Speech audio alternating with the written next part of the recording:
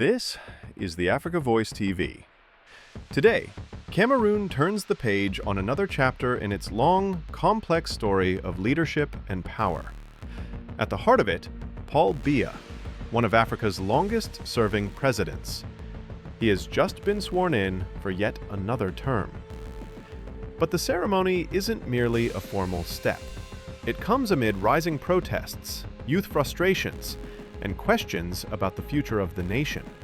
Is this renewal, or is history repeating itself?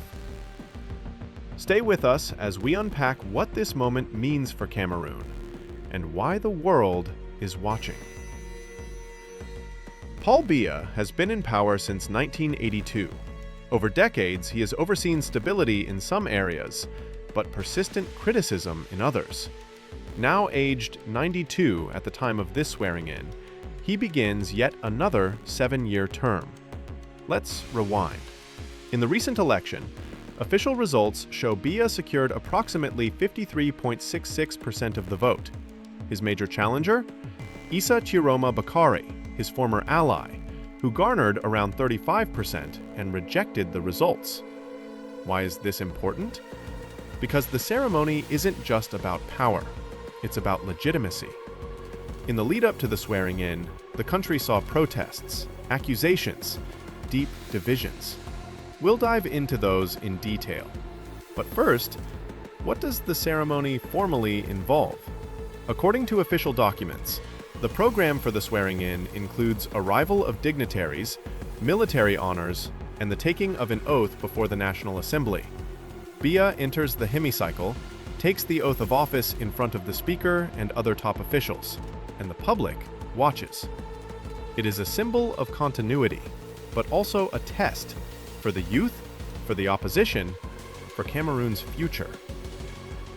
On the day of the ceremony, long before 11 a.m., crowds gathered along the Unity Palace to National Assembly route. Military bands play, flags wave, uniforms gleam. A gun salute, 101 rounds, according to the protocol. Inside the hemicycle, the parliamentary chamber is filled with lawmakers, the Constitutional Council, the Supreme Court, diplomats. A solemn mood. Then, the speaker addresses the incoming president. Biya approaches, takes the oath, pledging loyalty to the Constitution, to the institutions of the Republic. His inaugural speech touches on his priorities: stability, unity, industrialization, and agricultural revolution, decentralization of power. But there is more. Behind the pomp lies tension. Outside, protesters call for change. Inside, the ruling party mobilizes. One moment stands out: the timing, November 6th, a symbolic date marking his accession decades ago. This isn't just ceremony. It is reaffirmation. But what does it mean for citizens who feel left behind? In many parts of Yaoundé and Douala, citizens gathered, not for celebration, but for reflection. One woman said, "I'm tired of Biya's rule. I wonder what will become of Cameroon in the next 7 years. There are no roads, water, jobs." The opposition calls the election a constitutional coup. They claim the people's will has been ignored.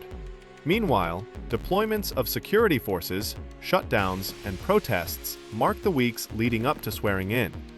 For the youth, over 70% of the population under 35, there is a feeling that power remains distant, unchanged.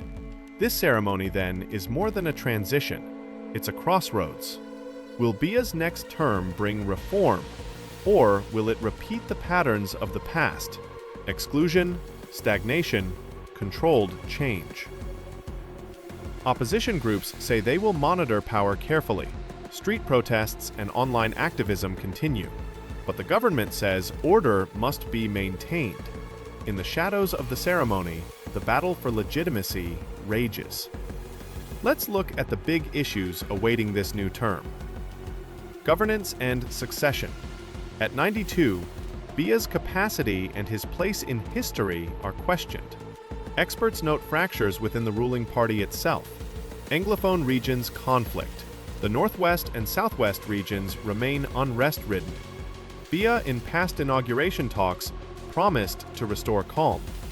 Youth unemployment and economic stagnation. Many young people feel disconnected from the economic growth the state promises. Institutional reform and decentralization. Although promised, reforms have been slow.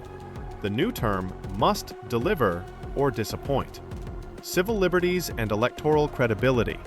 With protests growing and opposition voices louder, legitimacy is more fragile than ever.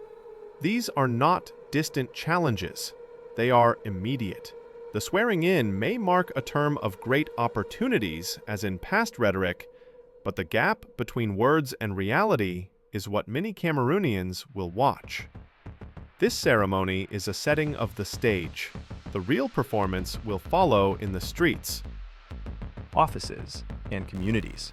Cameroon may feel local, but its implications are continental. A country with oil, strategic geography, and a large youth population. Its stability matters for regional security, for Central Africa, and for global investment. If this swearing-in signals consolidation of power without change, it sends a message across Africa that long-term rule remains the norm. Conversely, if this term becomes one of real reform, it could be a model for transition elsewhere.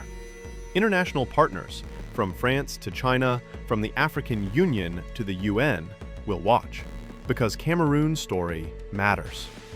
This is the Africa Voice TV, bringing you Africa's stories with truth, depth, and perspective.